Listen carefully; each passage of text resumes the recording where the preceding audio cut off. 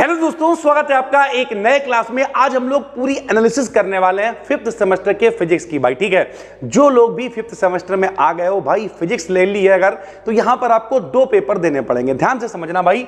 जो पहला पेपर है उसका नाम है इंट्रोडक्शन टू क्लासिकल मैकेनिक्स, ठीक है, और जो दूसरा पेपर है उसमें हम लोग पढ़ेंगे क्वांटम मैकेनिक्स। देखो भाई, बहुत ज्यादा एनालिसिस नहीं करनी है आपको, शॉर्ट में बताना है कि रियलिटी में क्या क्या आपको पढ़ना है। ध्यान से समझो भाई। जो क्लासिकल मैकेनिक्स होती है, इसका मतलब जो पुरानी वाली मैकेनिक्स है जिसमें हम लोग न्यूटन के नियम, कार्य, बल, ये सब पढ़ा करते थे, यानी फोर्स है, वर्क है, ये सब पढ़ा करते थे, मोटा मोटा बताएं तो, जिसमें हम लोग बड़े बड़े ऑब्जेक्ट के बारे में पढ़ते हैं। कोई गाड़ी है, कोई बॉल है, इस तरीके की चीजें हैं जिसमें हम बड़े बड़े ऑब्जेक्ट्स के बारे में पढ़ते हैं, उसे हम लोग क्लासिकल मैकेनिक्स कहते हैं।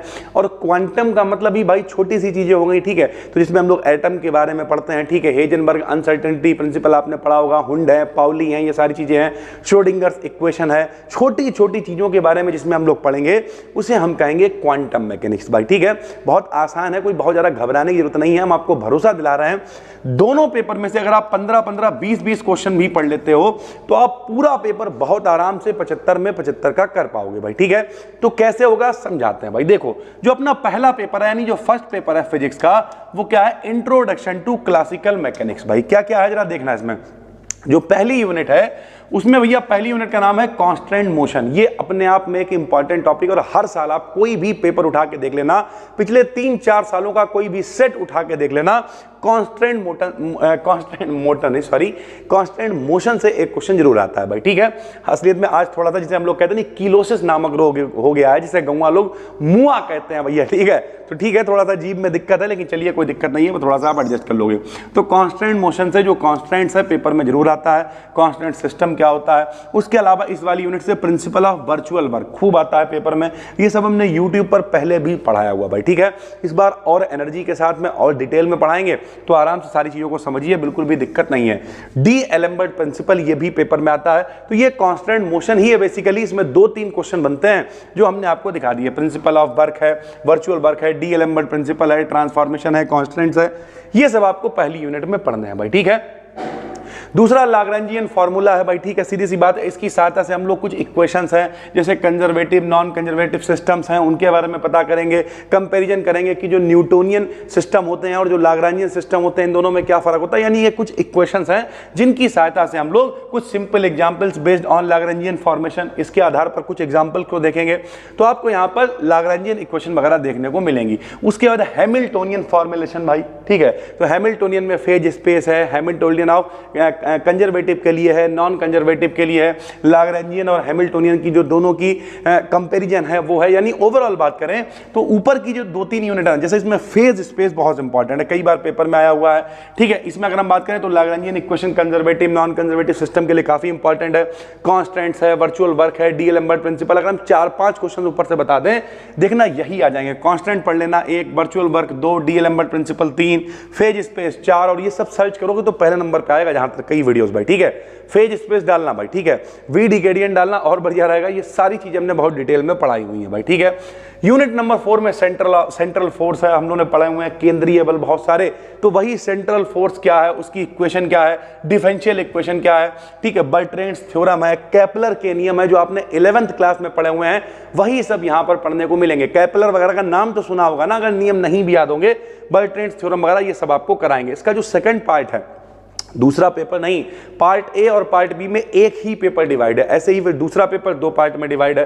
तो इसका जो दूसरा है स्टैटिस्टिकल मैकेनिक्स भाई। ठीक है, स्टैटिस्टिकल में क्या पढ़ेंगे, कुछ चीजों के बारे में, जैसे माइक्रो स्टेट है, माइक्रो स्टेट है, छोटी अवस्थाएं हैं, बड़ी अवस्थाएं हैं। ठीक है, नंबर ऑफ असेंबल्स क्या होता है, फेज स्पेस क्या होता है, concept of ensemble most important है, इंसेंबल क्या होता है। ठीक है, माइक्रो कैनोनिकल, कैनोनिकल फॉर्म क्या होती है, ग्रैंड कैनोनिकल क्या होता है, थर्मोडायनामिक प्रोबेबिलिटी क्या होती है, तो इन सिंबल्स के बारे में आपको पढ़ना होगा भाई। ठीक है, डिस्ट्रीब्यूशन लॉस क्या है, डिस्ट्रीब्यूशन लॉ में भी बताएं तो आइंस्टीन का जो डिस्ट्रीब्यूशन वाला लॉ है वो आपको पढ़ने को मिलेगा। ये Boltzmann canonical distribution law most important है भाई। ठीक है, उसके अलावा थर्मोडायनामिक पोटेंशियल्स क्या क्या होते हैं, बोल्ट्जमैन, बोस, आइंस्टीन और फर्मी डायराक जो स्टैटिक्स होती है, इनके बीच में क्या डिफरेंसेस हैं, इनकी क्या तुलना है भैया। ठीक, comparison of statistical distribution law, ये सब आपको कैनोनिकल डिस्ट्रीब्यूशन लॉ, इन सब की तुलना आपको पढ़ने को मिलेगी भाई। ठीक है, यानी लॉज हैं भाई। ठीक, एप्लीकेशन ऑफ स्टैटिस्टिक्स, इसमें क्या क्या एप्लीकेशंस हैं, तो वही जो ऊपर आपने पढ़ा है, बोस, आइंस्टीन डिस्ट्रीब्यूशन लॉ वगैरह,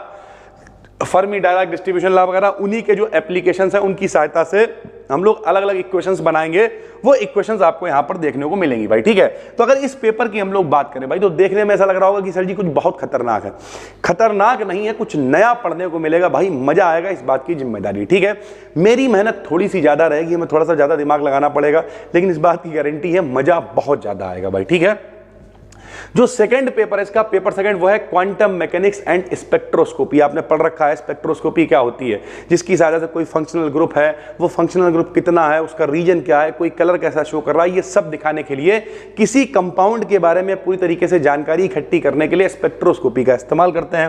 क्वांटम मैकेनिक्स हमने आपको बताई दी है, तो इसमें आपको ऑपरेटर्स पढ़ने को मिलेंगे। देखने में आपको 1 2 3 यूनिट्स दिख रही हैं। रियलिटी है, इसमें हर्मिशियन ऑपरेटर है, ठीक है, लाप्लासियन ऑपरेटर है, हैमिल्टोनियन ऑपरेटर है। तो ये जितने भी ऑपरेटर्स हैं वो ऑपरेटर आपको पढ़ने को मिलेंगे भाई, ठीक है। उसके अलावा IGN value, expectation value, IGN functions, ये सब क्या होते हैं। तीसरी वाली जो यूनिट है अनसर्टेनिटी प्रिंसिपल, हाइजीन वर्क की अनिश्चितता का सिद्धांत आपने पढ़ा हुआ है। श्रोडिंगर की वेव इक्वेशन आपने पढ़ी हुई है। जनरल फॉर्म क्या होती है, ये सारी की सारी चीजें आपने लगभग देखी हुई हैं। यहां पर थोड़ा एक्सपेंडेड फॉर्म में आपको देखने को मिलेगा, एक्सटेंडेड फॉर्म में। उसके अलावा भैया एप्लीकेशंस ऑफ श्रोडिंगर्स इक्वेशन, ठीक, श्रोडिंगर इक्वेशन आप क्या क्या कैलकुलेट कर सकते हो वो सब यहाँ पे। पोटेंशियल वेरियर क्या है, स्क्वायर बेल पोटेंशियल क्या है, infinite square well potential long में आता है। तो ये सारी वो चीजें हैं जो आपने देखी तो हैं, सुनी तो हैं, लेकिन यहां पर बहुत डिटेल में समझने का टाइम आ गया भाई, ठीक। स्पेक्ट्रोस्कोपी में वही वेक्टर एटॉमिक मॉडल है, इसमें आप सोमरफेल्ड आपने सुन रखा है, बोहर को आपने सुन रखा, बोहर का परमाणु मॉडल, सोमरफेल्ड का परमाणु मॉडल। क्या कहा था इन्होंने, उन्हीं कक्षाओं में इलेक्ट्रॉन चक्कर लगाएंगे जिनमें उनका एंगुलर मोमेंटम NH/2 पाई होगा। सोमरफेल्ड ने कहा था KH/2 पाई होगा, ठीक है। इस तरीके के काफी लॉज हैं, LS कपलिंग है, JJ कपलिंग है, सिलेक्शन रूल है। उसके अलावा स्पेक्ट्रा ऑफ एल्कली और एल्केलाइन मेटल, जो क्षार धातुएं होती हैं, hydrogen, lithium, sodium, potassium, rubidium, caesium, francium, ये सारी हैं, बेरियम, स्ट्रोंसियम। ओवरऑल बात करें तो इनका क्या क्या स्पेक्ट्रम है, ये सारी चीजें आपको पढ़ने को मिलेंगी। एक्स रेस के बारे में आपने पढ़ रखा होगा, किस तरीके से एक्स रेस प्रोड्यूस होती है। एक्स रे समझते हो, बहुत सारे लोग कहते हैं हार्ट टूट गया, एक्सरा कराने जा रहा है। एक्सरा कुछ नहीं होता, एक्स रे कराने जा रहा है, ठीक है भाई। तो थोड़ा सा चीजों को भी सुधारो, बोलने की कोशिश करो। तो एक्स स्पेक्ट्रम क्या होता है, ठीक है, ये सारी चीजें आपको पढ़ने को मिलेंगी। मॉलिक्यूलर स्पेक्ट्रा क्या होता है, इसमें भी कई ट्रांजिशंस रूल हैं, ठीक है, किस तरीके से ट्रांजिशंस होते हैं। जैसे आपने डी ट्रांजिशन रखा था, क्या ट्रांजिशंस हैं, क्या रोटेशनल्स हैं, प्योर रोटेशनल स्पेक्ट्रम क्या है, प्योर रोटेशनल वाइब्रेशन क्या है, ये सारे के सारे। उसके अलावा O, P, Q, R, S, ये जो ब्रांचेस हैं इनके बारे में पढ़ने को मिलेगा। ओवरऑल बात करें तो भैया जो सेकंड वाला पार्ट है इसका, उसमें आपको स्पेक्ट्रोस्कोपी के बारे में देखना है। ये सब लगभग आपने सुना है भैया, बोहर का मॉडल, सोमरफेल्ड का मॉडल। जब इसे कराएंगे तो आपको और अच्छा लगेगा। इस इनवर्स स्क्वायर बेल पोटेंशियल है, ये सब श्रोडिंगर इक्वेशन की सहायता से हम लोग डेरिवेशंस को करेंगे, स्क्वायर बेल पोटेंशियल वगैरह को। उसके अलावा ऑपरेटर्स हैं, अनसर्टेनिटी प्रिंसिपल वगैरह, ये सब आपने देखा हुआ। तो सेकंड पेपर तब और ज्यादा आसान है, और फर्स्ट वाला भी कोई बहुत कठिन नहीं है भाई, ठीक है। डिस्ट्रीब्यूशन लॉज आपको पढ़ने हैं, इन लॉज की सहायता से आपको कुछ एप्लीकेशंस इनके निकालने हैं, कुछ इक्वेशंस बनानी है। ऊपर देखे तो मैक्रोस्टेट, माइक्रोस्टेट और इनसेम्बल्स, 3 टॉपिक हैं और तीनों में ही ये खत्म हो जाएगा भाई, ठीक है। उसके अलावा सेंट्रल फोर्स आपने पढ़ा हुआ है, ठीक है। सेंट्रल फोर्स यानी केंद्रीय बल होता है। हैमिल्टोनियन फॉर्मेशन, हैमिल्टोनियन ऑपरेटर, ठीक है। लैग्रेंजियन फॉर्मेशन क्या होता है। उसके अलावा अगर हम बात करें कांस्टेंट मोशंस क्या होते हैं। कांस्टेंट मतलब क्या होता है, रुकावट। जैसे अभी अगर आप चाह रहे हो, कई लड़कियां ऐसी होंगी, एग्जाम्पल से बताया भी था, कई लड़कियां ऐसी होंगी जो चाहती होंगी अभी हम शादी नहीं करेंगे, हम आगे पढ़ना चाहते हैं, लेकिन उनके घर पर रुकावट कांस्टेंट लगने शुरू हो गए होंगे कि भैया अब तो बारात कितनी पड़ेगी, ग्रेजुएशन का फाइनल ईयर हो गया, घर वालों ने देखना शुरू कर दिया होगा लड़का। तो ओवरऑल जब किसी चीज को लेकर रुकावट लगती है उसे हम लोग कांस्टेंट कहते हैं। पहली वीडियो इसके ऊपर लेके आएंगे तो आपको डिटेल में बताएंगे, क्योंकि पहले पेपर का पहला टॉपिक ही यही है, कांस्टेंट मोशन। 2-3 दिनों के अंदर आपको यूट्यूब पर मिल जाएगी। यूट्यूब पे क्या मिलेगा आपको, यूट्यूब पे जितने भी हमने इंपॉर्टेंट टॉपिक आपको बताए लगभग 12-15, वो सब कुछ बिल्कुल यूट्यूब पे फ्री में पढ़ाएंगे। टेलीग्राम पे अपना चैनल है BDKDN BSc, फ्री में है भाई, डिस्क्रिप्शन में लिंक है, उसे ज्वाइन कर लो।